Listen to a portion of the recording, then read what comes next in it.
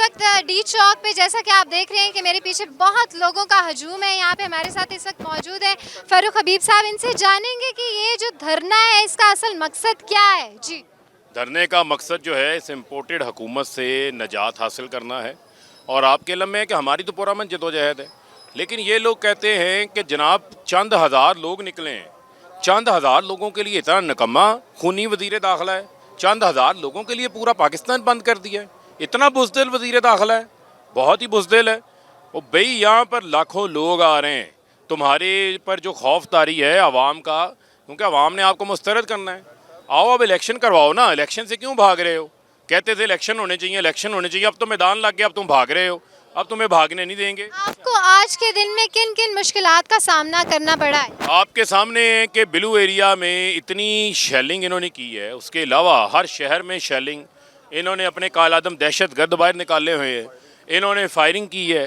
انہوں نے جو ہے وہ لوگوں کے اوپر ڈائریکٹ جو ہے ڈنڈے برسائے ہیں, لوگوں کے سر پھاڑے ہیں. خواتین کے ساتھ بدتمیزی ہوئی ہے, ڈاکٹر یاسمین راشد کے ساتھ, اندلیب عباس کے ساتھ.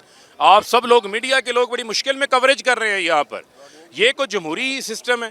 جس طرح لوگوں کے املاک کو نقصان پہنچایا, یہ خونی وزیر داخلہ پاکستان میں بدامنی کا ذمہ دار ہے. خانہ جنگی کروا رہا ہے, جگہ جگہ توڑ پھوڑ کروائی ہے اس نے.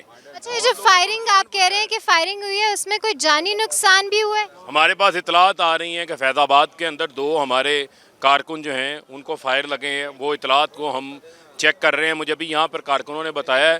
لیکن لوگ, میں سلام پیش کرتا ہوں پاکستانیوں کو, خواتین کو, نوجوانوں کو, بزرگوں کو. ہر عمر کے لوگ یہاں پر آئے ہوئے ہیں. تمام رکاوٹیں توڑ کے پہنچ گئے ہیں. ابھی عمران خان صاحب پہنچ رہے ہیں, لیکن اس کے باوجود آپ دیکھیں کہ یہ سارا بلو ایریا ڈی چونک تک یہاں پر ساری سر نظر آ رہے ہیں. ایک جمع غفیر ہے.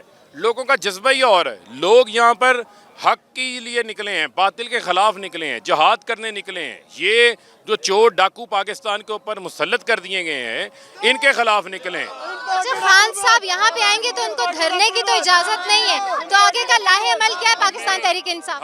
ہم نے ان ظالموں سے, اس جابروں سے, ان بربریت والوں سے ہمیں کوئی اجازت نہیں چاہیے. یہ پاکستان ہمارا ہے. پاکستان کی عوام پاکستان کی مالک ہے, اور پاکستان کا کوئی چاچا ماما بن کے میں نہ دکھائے. جی, بہت شکریہ.